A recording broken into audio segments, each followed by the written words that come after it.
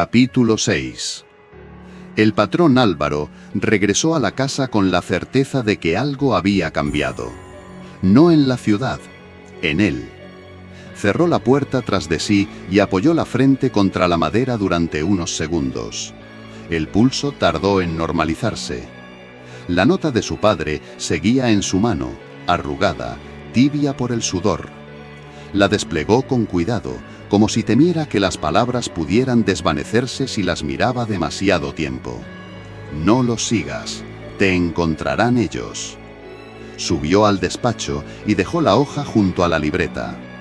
Por primera vez, observó ambos objetos como piezas de un mismo conjunto. Aquello no era una advertencia genérica, era una instrucción concreta. Su padre había pasado por lo mismo, había llegado hasta ese punto, y se había detenido, o había sido detenido. Encendió el flexo del escritorio. La luz amarillenta recortó el caos de papeles, devolviéndoles un orden artificial.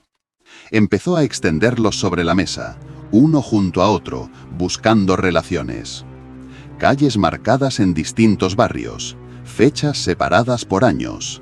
Siempre la misma secuencia: observación, presencia, desaparición. El patrón. Granada no actuaba de golpe, nunca lo había hecho. Era paciente. Dejaba que el tiempo erosionara la memoria, que los hechos se diluyeran en explicaciones vagas. Su padre lo había entendido demasiado tarde. Un golpe suave resonó en la puerta principal. Álvaro se quedó inmóvil. El sonido se repitió. No era insistente, no era urgente, era educado. Bajó las escaleras despacio, procurando no hacer ruido. Miró por la mirilla. Al otro lado había una mujer de unos 50 años, abrigo oscuro, expresión neutra. No parecía nerviosa, tampoco sorprendida, como si supiera que él estaba allí. Abrió apenas unos centímetros. «¿Usted es el hijo de Julián?», dijo ella, sin preguntar. Álvaro no respondió de inmediato. Asintió con cautela. «Vivía aquí antes», continuó. «Siempre salía de noche, siempre solo». Su tono no era acusatorio, tampoco amable, era descriptivo. «¿Qué quiere?», preguntó él. La mujer lo observó unos segundos, como evaluando algo que no tenía que ver con su respuesta. «Advertirle», dijo por fin. Su padre hacía preguntas. Caminaba por sitios que no convenía recorrer dos veces. Álvaro sintió un nudo en el estómago. ¿Y qué pasó con él? La mujer desvió la mirada hacia la calle, donde la farola volvía a parpadear.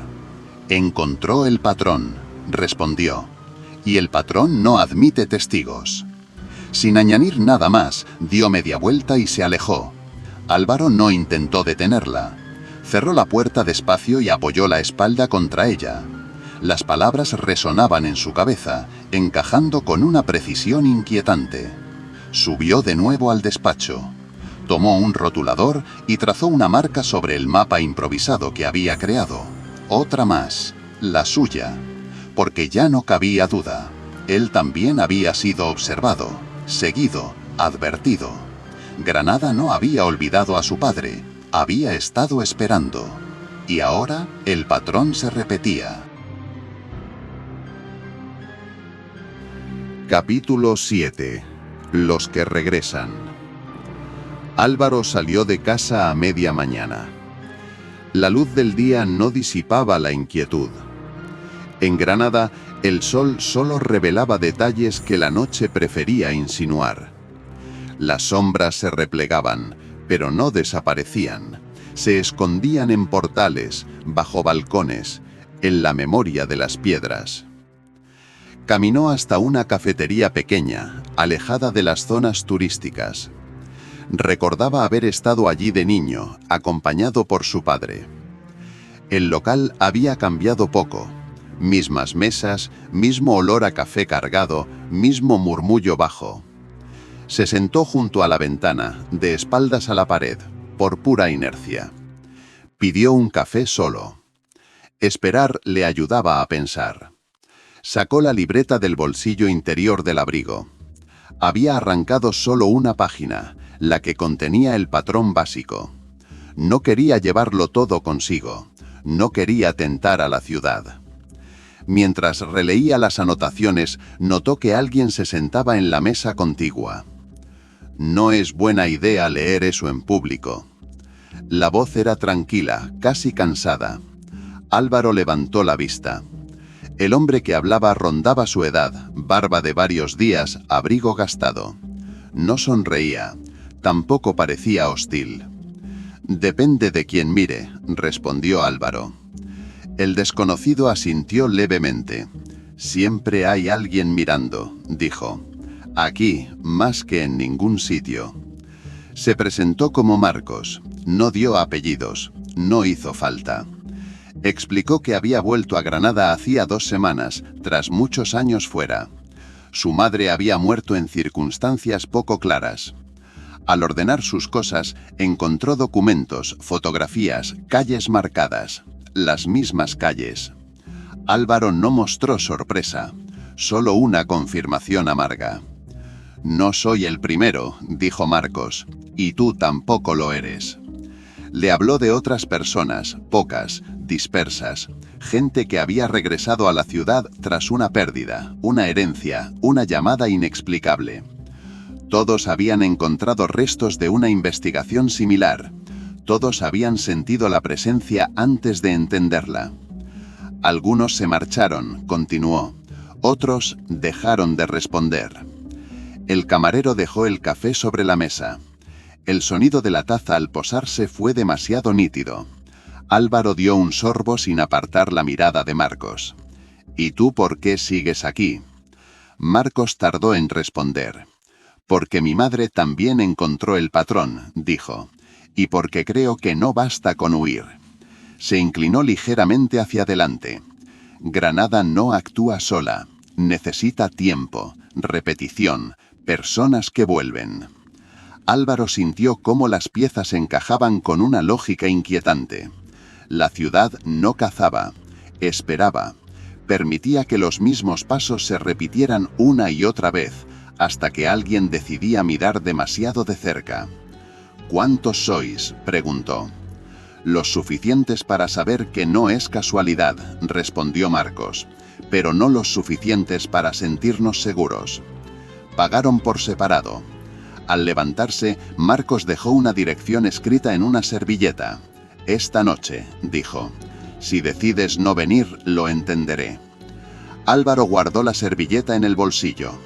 Al salir a la calle, tuvo la sensación inmediata de ser observado.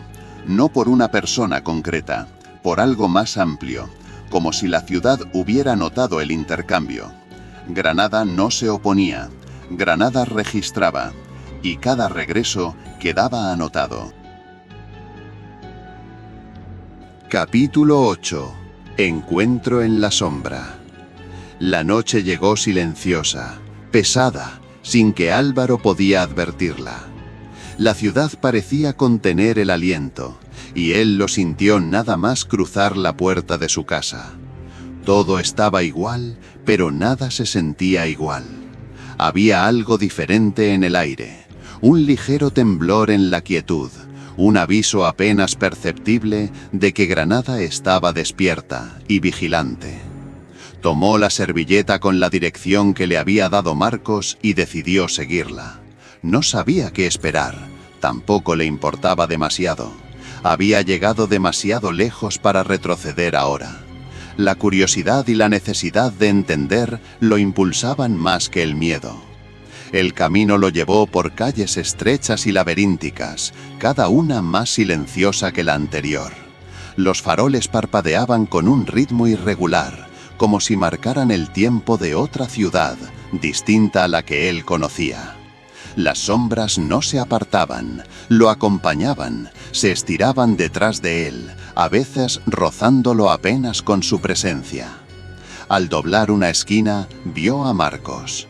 Lo esperaba, de pie, inmóvil. La calle estaba desierta. No había ventanas abiertas ni luces que se filtraran. Solo ellos y la sensación de ser observados desde más allá de lo visible. «Llegas tarde», dijo Marcos con voz baja, casi como un susurro. Granada no suele esperar. Álvaro lo miró. No dijo nada. Se acercó, consciente de cada paso, de cada sonido amplificado por el empedrado. «No hay otros aquí todavía», continuó Marcos, «pero vendrán, lo sabes, ¿verdad?». Álvaro asintió. Sabía que no estaba solo.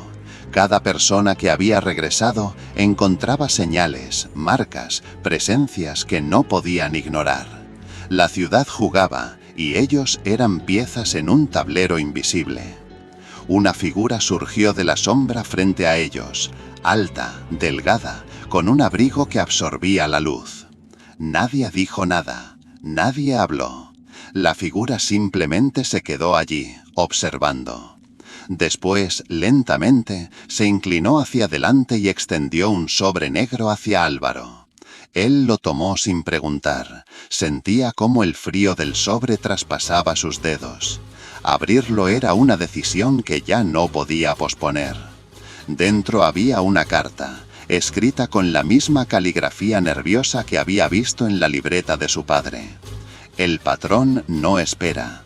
Quien regresa debe decidir, mirar o desaparecer. Álvaro respiró hondo. La letra parecía más una advertencia que un mensaje. La ciudad había dejado claro que cada acción tenía consecuencias. Cada movimiento era observado. De pronto, un ruido sordo resonó desde un portal cercano. Todos giraron la cabeza al unísono. No era un grito, ni un golpe, solo un sonido apagado, rápido. La figura que los había entregado el sobre desapareció antes de que pudieran reaccionar, y el eco del silencio regresó. Marcos puso una mano sobre el hombro de Álvaro. «Esto no es un juego», susurró. «Lo sabes. La ciudad, el patrón, todo forma parte de algo más grande. Y cada vez que alguien regresa, se acerca un poco más». Álvaro guardó la carta en el abrigo. La sensación de que Granada lo seguía, lo evaluaba y lo dirigía no lo abandonaba ni un segundo. Sabía que no podía retroceder, no ahora. Había decidido mirar, y la ciudad, silenciosa y oscura, ya había tomado nota. Capítulo 9. El primer contacto. Álvaro no pudo dormir esa noche. Cada sombra de la habitación parecía alargarse, estirarse hacia él, recordándole la carta. La hoja negra permanecía sobre la mesa, pero su contenido no necesitaba más que ser recordado. El patrón no espera. Quien regresa debe decidir, mirar o desaparecer. La frase se repetía en su mente, implacable. A medianoche, un golpe suave resonó en la ventana. No lo suficientemente fuerte para despertar a un vecino, pero lo suficiente para que el corazón de Álvaro se acelerara. Se acercó despacio. Afuera la calle estaba vacía. La farola del final parpadeaba con su luz amarillenta, marcando el mismo ritmo irregular que había sentido en el callejón. Nadie más. Solo la ciudad respirando. Casi sin pensar, abrió la ventana. Un viento frío le golpeó la cara, pero no traía nada más que el eco de sus propios pasos. Cerró la ventana con cuidado y se volvió hacia la carta. Algo en el aire lo hizo mirar de nuevo. La esquina del papel se movía, como si una corriente imperceptible lo empujara hacia él. Lo tomó y lo sostuvo con firmeza. La tinta parecía más oscura de lo que recordaba. El silencio fue interrumpido por un sonido distante. Pasos. Lentos, medidos, pero demasiado firmes para ser casuales. Provenían de la calle de enfrente. Álvaro se acercó a la ventana, apenas dejando entrever su rostro. Una figura apareció bajo la luz parpadeante. No llevaba abrigo ni accesorio que lo delatara, solo se movía con precisión como siguiendo un patrón invisible. Álvaro retrocedió un paso. La figura se detuvo. No lo miraba directamente, pero la sensación de que estaba siendo observada era abrumadora. Cada vez que creía perderla de vista, sentía un escalofrío recorriéndole la espalda. La ciudad parecía guiarlos, haciendo que cada calle y cada esquina se repitieran de manera perfecta, marcando el paso de la figura, marcando su camino. El reloj de la sala sonó, la medianoche exacta. Un segundo después, un golpe seco en la puerta principal lo sobresaltó. No era un robo ni un accidente, era la primera invitación directa del patrón. Nadie llamaba por cortesía, nadie llamaba sin motivo. Álvaro se acercó. Cada paso hacia la puerta estaba cargado de tensión, consciente de que cruzar aquel umbral significaba aceptar la presencia de algo más grande que él. Respiró hondo y abrió lentamente. Nada, solo el eco de la madera al abrirse. La calle vacía, excepto por la farola que seguía parpadeando. Volvió al despacho con la sensación de que la casa misma lo observaba. El patrón, si existía, no era visible, pero estaba presente en cada sombra, en cada sonido, en cada muro que se alzaba contra él. Revisó la libreta de su padre una vez más. Fechas, calles, nombres, todo coincidía con lo que había visto esa noche. Cada línea parecía haber sido escrita no para informar, sino para advertir. De repente, un murmullo lejano, apenas perceptible, atravesó la habitación. No provenía de la calle ni del edificio, provenía de algo más antiguo, algo que había permanecido dormido entre las paredes. Una sensación fría le recorrió el cuerpo. Granada estaba despierta, y lo había notado. Álvaro comprendió que no había marcha atrás. La ciudad no esperaba, no perdonaba. Cada movimiento que hacía estaba registrado, y cada paso que seguía el patrón lo acercaba a un límite que no conocía. Ya no era solo un visitante, era parte de la ciudad, parte de su misterio, parte del patrón. Y el patrón había comenzado a moverse. Capítulo 10. Trazando el patrón. Álvaro pasó la mañana frente al escritorio, rodeado de papeles y mapas. La libreta de su padre estaba abierta, las anotaciones esparcidas como piezas de un rompecabezas que no terminaba de encajar. Cada calle marcada, cada fecha subrayada, cada observación repetida parecía seguir un diseño que él no comprendía del todo. Sabía que algo más grande que él operaba en la ciudad, algo que no dormía y no olvidaba. La sensación lo acompañaba desde el callejón, desde la figura bajo la farola, desde la nota negra que aún conservaba en el abrigo. Cada paso que daba, cada esquina que doblaba, estaba siendo registrado, no por un ser humano, sino por Granada misma. Decidió salir. No podía permanecer encerrado mientras la ciudad lo envolvía en su misterio.